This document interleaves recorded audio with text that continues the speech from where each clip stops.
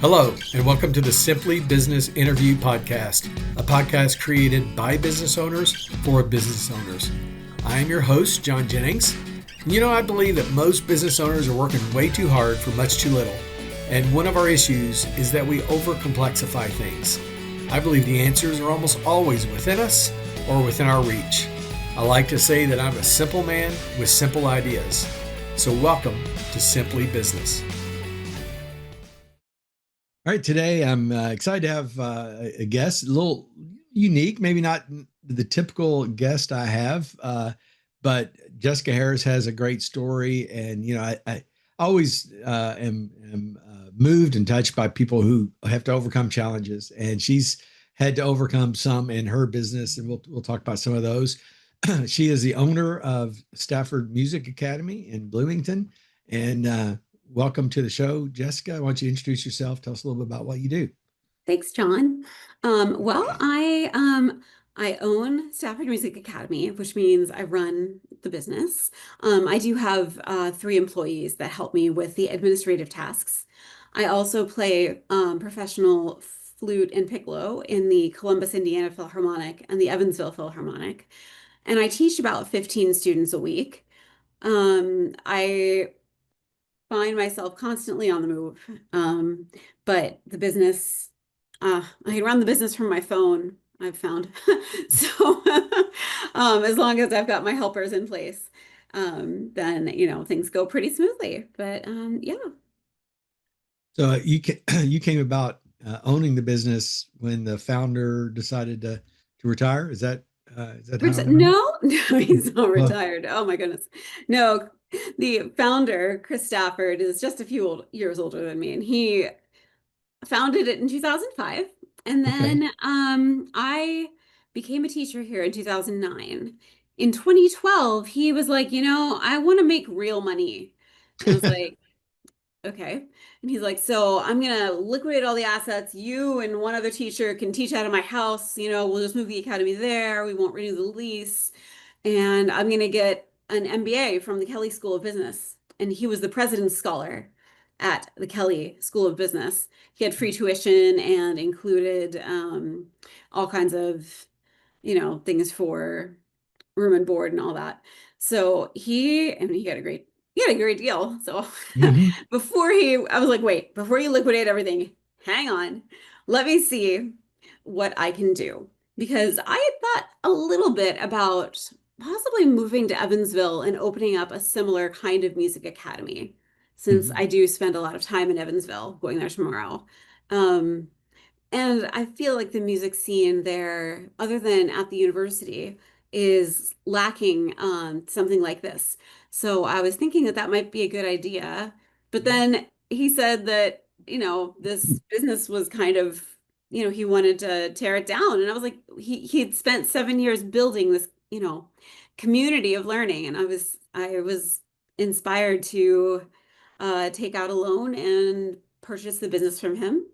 At the time, we only had 100 students, well, fewer than 100 students a week. We now have over 300 students in and out every single week. So it's Okay. grown a lot. Thanks for clarifying the story. And Sure. but I think some people are business starters and some people are business growers.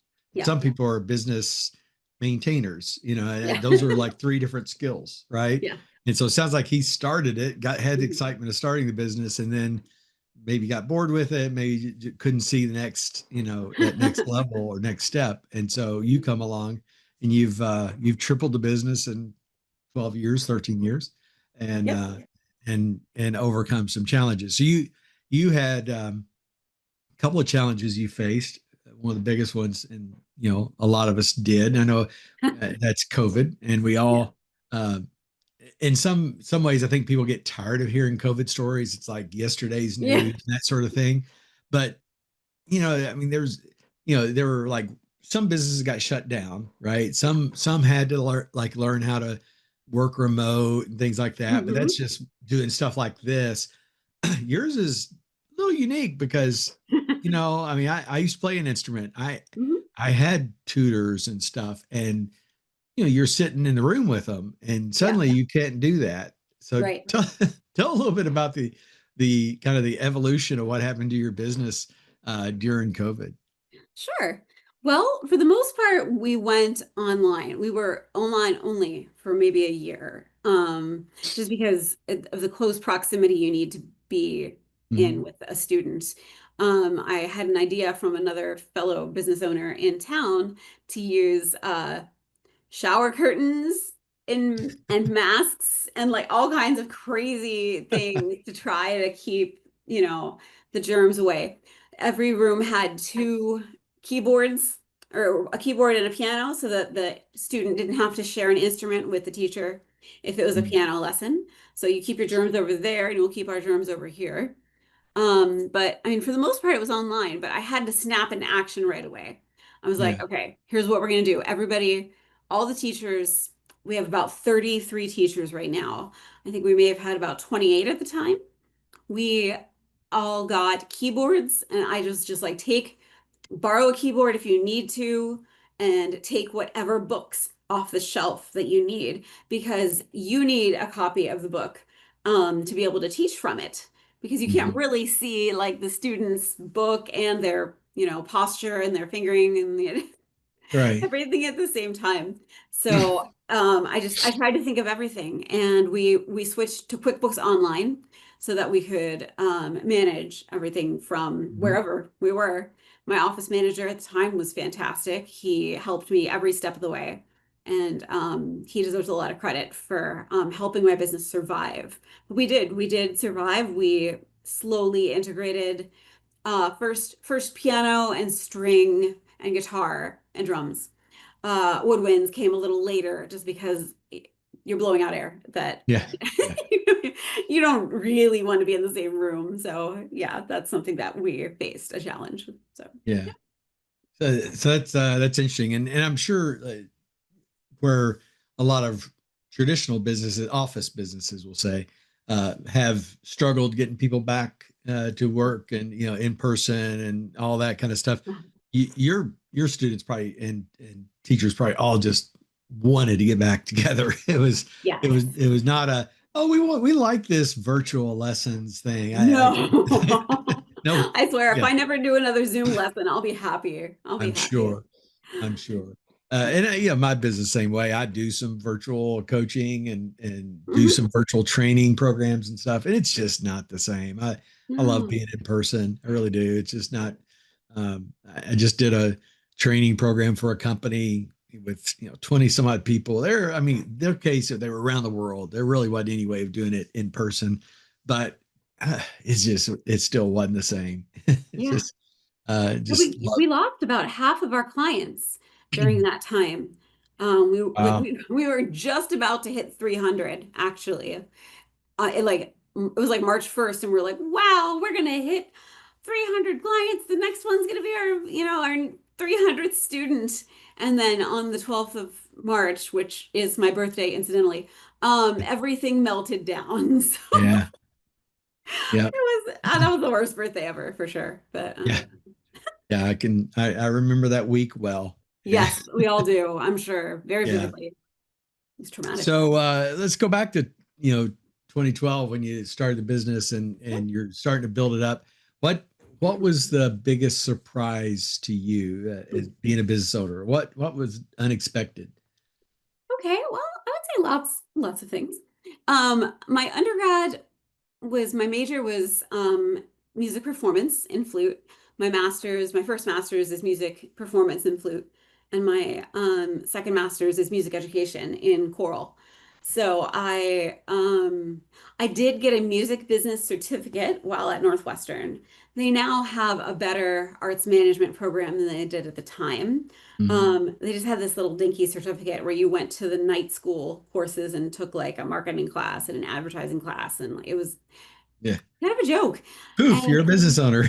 right, and I was really inspired by Joanne Bernstein, who is an author of some marketing texts, and she worked with some other famous people that I can't remember their names, but she is an arts management guru, and she was offering classes, and I was like, why is this not part of the music business certificate? So I took her courses, learned an immense amount. all kinds of things about everything from how symphonies, are funded and how to, approach marketing in a music situation and just everything I learned from her. So I combined those credits with credits I had from working with new music. So I was part of the new music ensemble, which means we played student compositions, Mm-hmm. um, for the students that were at Northwestern composing at that time. And some of them are now professors at major universities. But Mm-hmm. I combined those credits and I called my ad hoc degree um, the marketing and performance of contemporary music. And so I did that. And well, I also had a minor in business German, but that hasn't really come in handy. But everything else has. Yeah. Yeah. And I think that makes a difference, just the music background. So, So what was the unexpected part oh, of being the owner? What happened? What are some of the things that you thought, oh, I'm gonna be the owner of this place. We're gonna keep doing lessons. sure. What are some of the things that you weren't expecting that Oh, came about? well, I wasn't expecting how it takes over your life. Mm-hmm. Um, I don't know. And I've been married for 12 years now, and we got married not about a year after I owned the business. Mm-hmm. And we understand each other now, but like for a while, I mean, my husband works a traditional job. He Yeah. works at Indiana University in information technology, Okay. and he goes to work at 8, he comes home at 5. He doesn't think about work outside of those hours. Yeah. On the other hand, I have the Academy's mail on my phone. I have a phone that we do forwarding to when the Academy is closed, like on the weekends and in the evening, Mm-hmm. late in the evenings, and in the mornings sometimes. And also, I mean, so I can't escape it. Yeah. But it's not just the business part. Like I still have to keep up my musicianship, both Mm-hmm. on flute, piccolo, and piano. Yeah. So it's very challenging to balance maintaining my skills on those instruments because I get paid to play Yeah. the piccolo Yeah. well.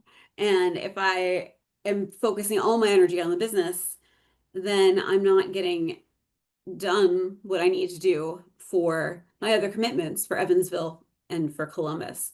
So the balancing thing, and the fact that it becomes your life was a pretty big surprise. Yeah. Yeah. And so, we always talk about working in the business versus on the business. And Mm, you have to work in the business as, uh, as a flautist to get yeah. to, as a flute player, as we'd say down in the South. but, Whichever. I answered a yeah, flutist, flautist, flute player, piccoloist. That's a word. I didn't know that one. I didn't know, but that's a mouthful. That's a lot of syllables. Yes. But anyway, you've got to do that part, but you also have the business to run. So that you are truly one that has to be in the business as well as on the business. Yes. There's a balance there. Um, Hmm.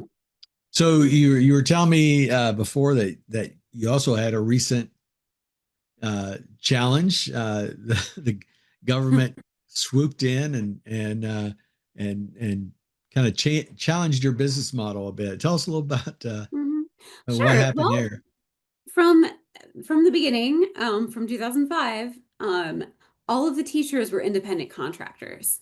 And then for some reason, and I got a notification back in May or something, and they were like, it was the Indiana Department of Workforce Development did an audit, just a random audit of my 2023 unemployment filings.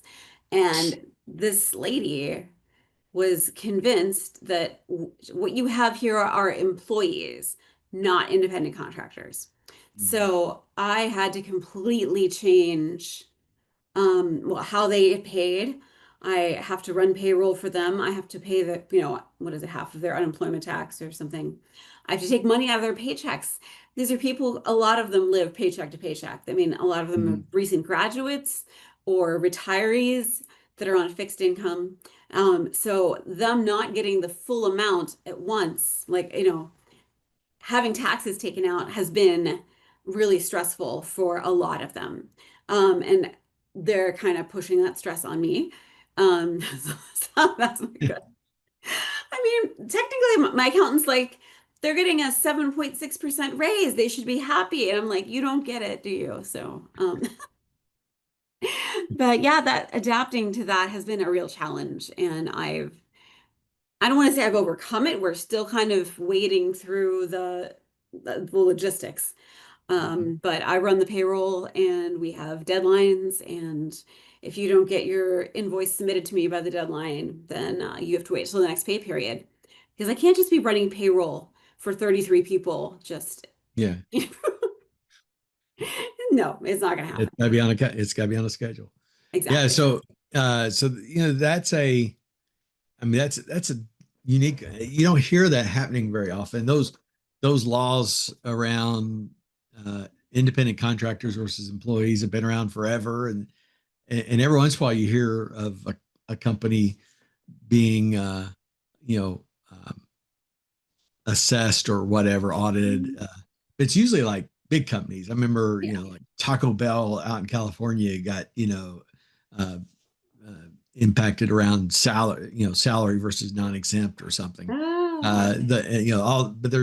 But they're usually going after these big companies. It's really, really I rare. don't even know how she found me. Like, Yeah. I mean, that had to be just a huge, kind of like unexpected punch in the gut kind of thing. yes, Uh, that would you know, describe it well. that like where did this come from?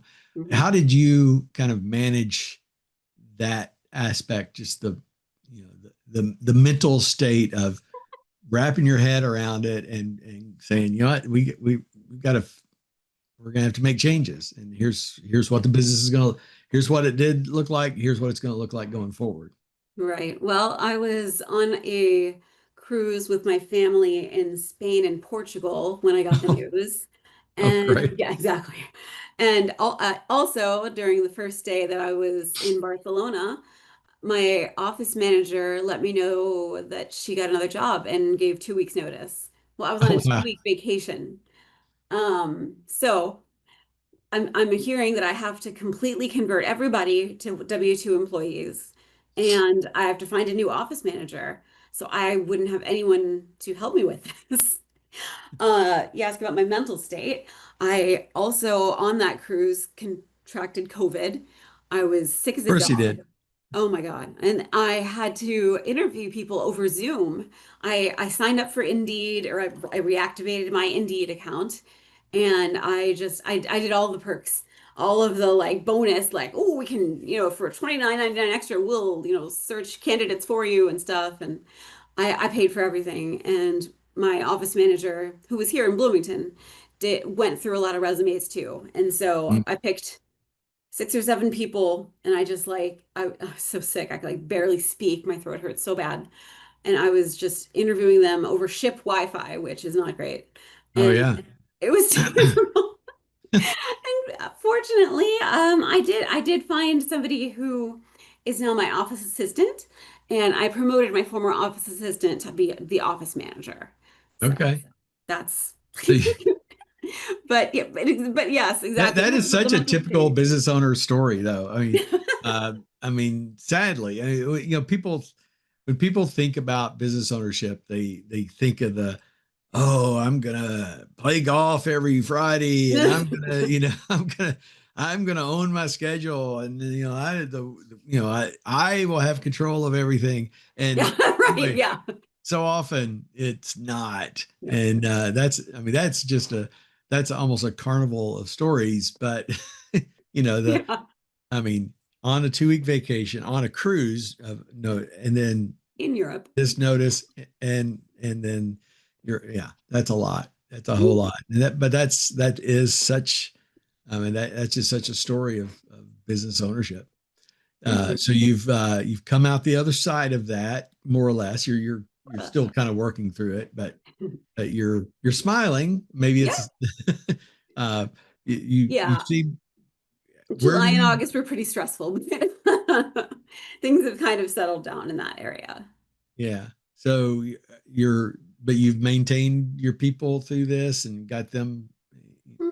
to Yeah. the other, and did it impact rates and things at all? Did you have to kind of adjust a Well, little bit or? we did. Well, I had planned on raising rates August 1st anyway, because Okay. it's a inflation, etc. Yeah. So, I mean, and it's Yeah. just normal to do that. I raised prices, but and that did happen to be a Yeah. good time. And one of the teachers asked me for a raise, and I was like, I'm going to be paying your unemployment tax. Like, you're actually going to be making more, but she really needed it. And I was like, I value this teacher. She's she really needs this, she needs the immediate funds. And so I did give her a raise. She was going to ask for one anyway, because that's when their contracts were up, back when contracts were a thing for us. Mhm. Um, but yeah, so that one teacher really was the only person who complained a whole bunch. Yeah. In general, we just made a relatively smooth transition. Okay. Um, so that's certainly I think a learning, and you seem to, I didn't talk to you in July and August. So you said you were kind of stressed. You seem to be very go with the flow type person. You seem to be. Uh, where does that come from? Oh, That I always think because I think I told you I'm a little inner musician myself, musician, and you said your husband's IT. I'm IT. I think these creative type um, industries, if you will, professions have some things in common, and part of it mhm. is you see a problem, you fix it to the best, and then you see what happens, and then you fix it again, and then you see what, and you just Yeah, kind of, and you that's why constantly adapt. music is that way. You're creating in music, and until you get that right sound. uh Hmm. in programming, it was keep iterating until you get to what you want to work to happen. Hmm. Today, now, doing this, I kind of I kind of have a idea what I'm going to do, but that, every conversation goes different ways, and so I have to learn to adapt. um, Yeah. there's professions that aren't wired that way, uh, No. and when things go off course, they don't handle it well.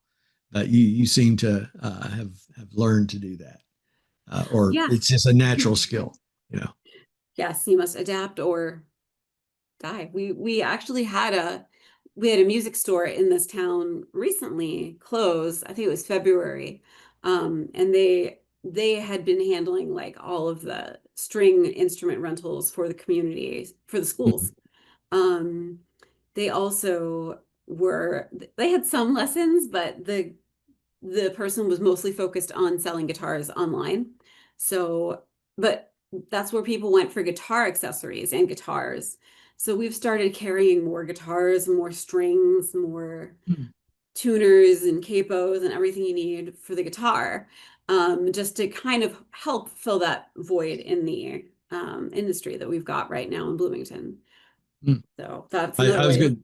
Going to ask what's next for you. So it's Yeah. maybe you're a music store in addition to, Well, we are. We've had a retail merchant license the whole time. We Okay. generally had only kept enough books and supplies for our students. Like, we Hmm. weren't really thinking about, all the guitar guys that come in, and we weren't thinking Yeah. about them yet. But yeah, we have been growing as a music store because there's nowhere else.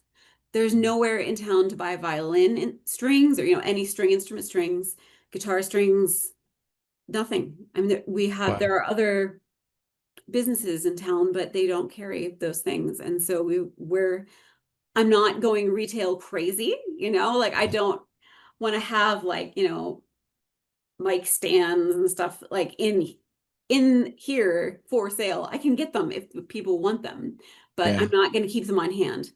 Yeah. Keeping Well, inventory on hand is a retail good in way to go general, around it. there's this little thing called Amazon that seems Yeah. to Well, yeah. dominate, right? So it's There's that too. Yeah. it's it's a little tough. Yeah. Um, so, what else what was your future hold? What else are you looking to do? Well, we have a second lobby. We currently have 16 lesson rooms, and there are times when every single room is filled, Hmm. which is wonderful. Like Yeah, 5 o'clock, 5:30 on Wednesdays, like it's I love it. I walk out yeah, into the lobby and there's like all the 5 o'clocks leaving and all the 5:30s coming in, and it's bubbly and happy and everyone's excited about their lessons, and it's really a special feeling. So I am looking to we have a second lobby that nobody really uses, and right now it's kind of just storage. So I do want to turn it into two more lesson rooms and a hallway, hmm, so we can expand and have even more lessons at once. yeah, Um, and I also really would like to be able to offer more scholarships to students in the community. We currently participate in something with the local radio station B97 called Music Matters, and they procure instruments for children in need. hmm, And we give nice, them 6 months of lessons for free. And very in nice. exchange, B97 gives us advertising credit. Yeah, So it's an interesting relationship. yeah, But that's a win-win. yeah, they told me, that it was going to be 10 students, and this was the second year we did it. And I was like, okay, great. They told me the day before, they're like, it's actually 18 students that you're going to be giving free Of lessons to. course. Is that okay? And I was like, sure. Yes. But it's hard to keep up with the needs of the community. So that was one way that I was excited that I was able to help out a little bit. So That's cool. That's very yeah. cool. So you're you're a now very well established business owner, 13 years or so, something like that. Yep. What advice would you give to people who are looking to get into go into business for themselves, or whether it's in the music business or something else? What advice do you have? Yeah. Well, I think one thing that's very important is differentiation.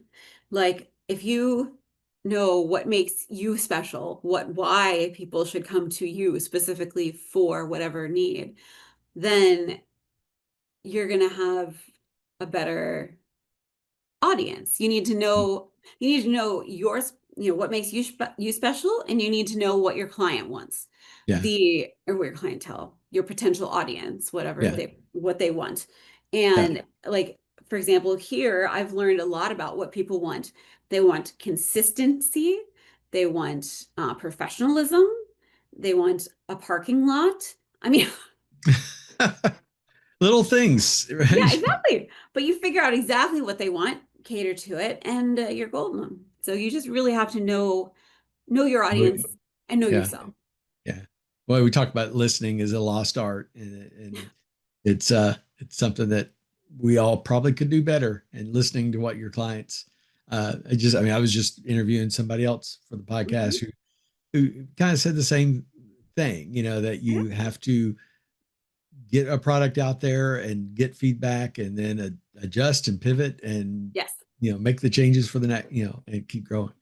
Uh, exactly. Yeah, constantly evolving. Just yeah, being prepared to evolve. yeah, and to be prepared to do interviews from a ship in Portugal. Yeah. Oh, gosh.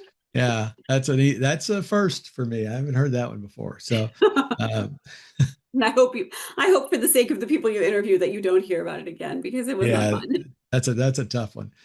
Well, Jessica, thank you so much for coming on and sharing your story. And you've overcome some great things, but you got a great business, and I congratulate you on overcoming those challenges, and wish you best success going forward. Okay, thank you so much. Thanks so much for having me. It's been a pleasure. Thank you for listening to today's episode. If you liked it, please share or like it on whatever platform you use. You can find me on social media. On most platforms, I'm John K. Jennings. My first book is also available. Your Baby is Ugly tells you about 10 truths that business owners need to hear, but often won't, and how to overcome them. You can find it on Amazon. Just search for Your Baby is Ugly. And be watching for our next episode where I'll interview another business owner who will share their stories and insights into what it's like to create a great business.